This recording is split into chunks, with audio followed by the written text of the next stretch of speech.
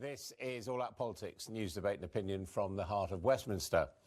And in the next hour, we expect to hear what progress, if any, David Davis and Michel Barnier have made in those Brexit negotiations taking place in Brussels. But after that, picture of a seemingly unprepared British team on Monday and reports that the EU might be about to stall the talks if the UK doesn't make a serious offer on the Brexit bill. How is Britain really doing in these negotiations? Well, joining me are the Conservative MP Jacob Rees Mogg and the Labour MP and former Europe Minister Caroline Flint. Caroline Flint, how do you think UK is doing in these negotiations? Well, it seems to me from the reporting of this week that what the government need to consider is how they can expand what their position is on what their red lines are on certain areas, but also where they are willing to compromise. What, more red lines? Well, no, I think the thing is, at the moment, it isn't very clear about what they see as the package that they want. Now, I understand that we have got some time to go and they're not going to show all their hand, but I would think on some of the big issues around the bills, the borders, on single market, freedom of movement, I think the government could stake out more where it feels the direction of travel should be. And I think that would be helpful, not only in terms of negotiations, but I think it would be helpful in Parliament, particularly when we come back in the autumn to discuss aspects of the repeal bill and how we're going to leave. I think that would be helpful. And in all of this, I think as well, my view is there will have to be some compromises. At the end of the day, whatever deal we come up with won't please all the Remainers, won't please all the Leavers, but have to be done in a way that we can plan the way we're going to pursue this, both before that final deadline, but also post-Brexit, about taking up opportunities that might exist for us to do outside of the European Union that we can't do now. So I think greater certainty, greater clarity, some element of idea about the compromise would be helpful. And finally, I would say, Adam, is that they could possibly think about putting someone like Keir Starmer on the negotiating team, because I think that actually would be quite helpful too. Jacob Rees Mogg, we're very clear where you stand on the issue of Brexit. Do you think we are clear enough on where the government stands? I think so, but you can't lay out all your cards early in a negotiation. I very much agree with Caroline's analysis. I think a lot of it's absolutely right. I accept that there will be compromises. There will be bits at the end of it that I think are not what I wanted. There will be bits that people who voted Remain don't like at all because we're leaving the European Union. But what you need to do within a negotiation is keep your cards close to your chest. And what I've been hearing is that things this week have gone very well, that they're close to agreement on Northern Ireland. They're not a million miles away from agreement on citizens' rights. The big and difficult issue is money. But what I've also heard, which is really encouraging, is that the European side is both surprised and impressed by the efficacy of the British civil service, which is really reassuring that our civil servants are apparently impressing the EU side for their diligence and capability. And that's very encouraging. I mean, that is a change, isn't it? Because, of course, the previous UK representative resigned because he didn't really feel he was being included by the last government's team. Vanitas, vanitatum et omnia vanitas, I think is all I can say to him.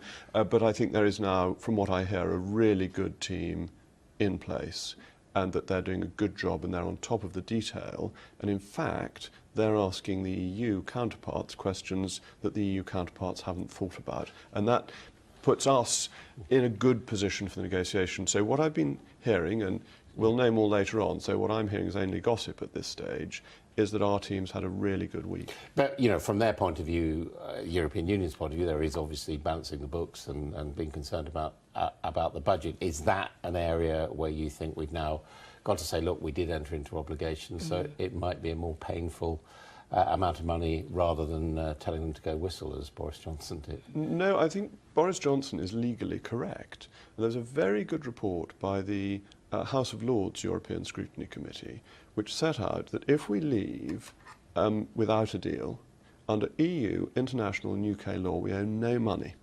And that's a very good starting point. So without a deal, is it? Without a deal, that's right. So then you're saying, what is it in our interest to pay to get certain other elements that we want? But their starting negotiation position from the EU point of view is they have no legal basis for demanding these payments. No, but they're saying that is the gateway to getting a deal, and you want a deal, don't you? Or would you like no deal? They're saying a moral obligation. But a moral obligation ranks for less than a legal No, but they're also obligation. saying that's how we can part as friends. I mean, what's your personal view? I mean, we have entered into obligations, haven't we? the obligations cease on the day we leave the European Union. That's completely clear. Even for programmes which are continuing to If run. we want to maintain part of specific programmes, that's clearly different. The Erasmus programme, the Horizon 2020 programme, I have no difficulty with us continuing to contribute to those.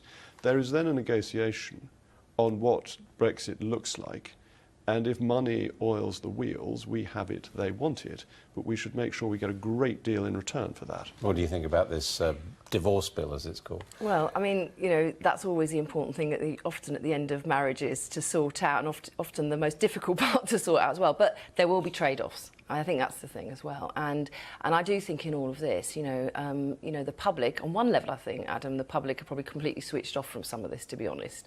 But on the other level, I think the public also want to know what they should prepare for as well. And this will become more important as each week, month passes by and we get closer to that deadline, because although we've got the cut-off point in 2019, in March, the truth is by Christmas next year, we really need to have it sort of sealed. And the public do need to be prepared for what compromises might be taking place.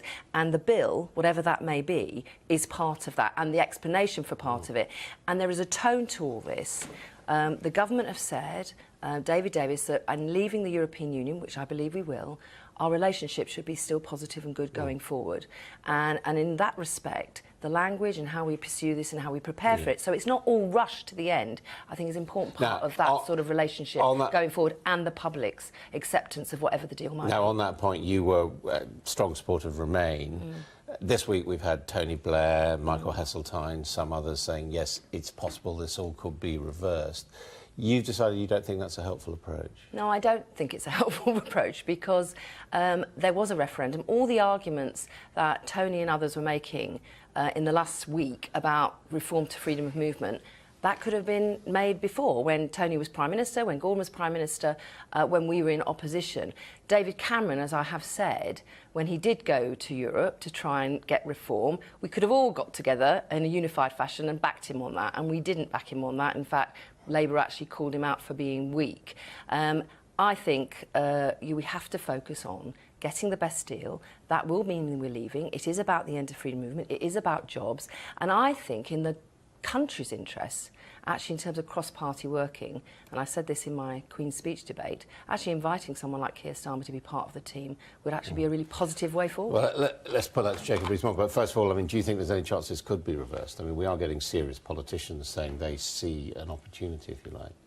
Serious politicians is a nice way of putting it. They're people who were serious politicians a few years ago but have retired from the front line. I think Caroline's analysis is absolutely spot on. The country voted to leave, and that serious current practitioners have accepted that result. I think it would be very dangerous to try to overturn a result that was passed at a referendum. It would be... Even by another referendum or a general election? The idea that you vote until you give the right answer in Europe is a really dangerous one. I think it fundamentally undermines democracy if you get made to vote until you do what the Eurocrats want. Yeah, I but think after all, this referendum reversed... that's right, you could do best of three. No, but this referendum reversed the referendum 40 years ago. So 40 years ago, that's the point. Yeah, absolutely. Have a referendum in 40 years if you want to rejoin. That's fine. And we'll be coming along here, rather elderly figures, to discuss it, which I look forward to. But we won't have been able to it's all right, the retirement age. That's right. I see the retirement age is going up. It's been announced again. I just missed this particular cut-off, but never mind. Should other people be involved was the question. It's very hard to do in our political system. It's an attractive idea theoretically, but we have such an adversarial system that it's quite hard to have Sir Keir Starmer in the negotiations, and then you have Dexu questions in the Commons 3 days later, and he's got to go hammer and tongs at David Davis on something that he's been on the inside of. And I'm not unattracted to the idea, but I think the practicalities are quite hard to overcome. How would you get around it? I just think this is one of the most important decisions the country's made for, 40 years, as we just said, and you know, it's going to have a long-term effect for probably another 40, 50 years. I just think, you know, the public wants actually us all to come together on this. Now, I agree, there are issues about then the scrutiny in the House of Commons, we have the Brexit Committee and others, but I do think we have to show that, you know, the political class, for want of a better word, are trying their best to get the best out of a situation, out of a democratic vote. But the problem with that is you would be collaborating and bringing about something which you think is a bad idea. No, I think the thing is it's about accepting the will of the people, and the Labour Party position and the position of our front bench is clear. We accept we're leaving the European Union. We do have priorities around jobs and workers' rights, but also we know we have to get the best deal. And part of actually moving forward is thinking about, from a Labour perspective, what things we could offer differently, being more in charge of some of the aspects of public life and policy that we currently don't have now. And we're almost not able to get onto that agenda because of the impasse we are at the moment in terms of getting the best we can out of our negotiations. But it's not going to be easy. And I do believe it was a democratic process. And I think a lot of Remain people actually also believe we should be getting on with it too. OK, on that note of agreement, thank you both very much indeed. You didn't frankly have the balls to put country before party.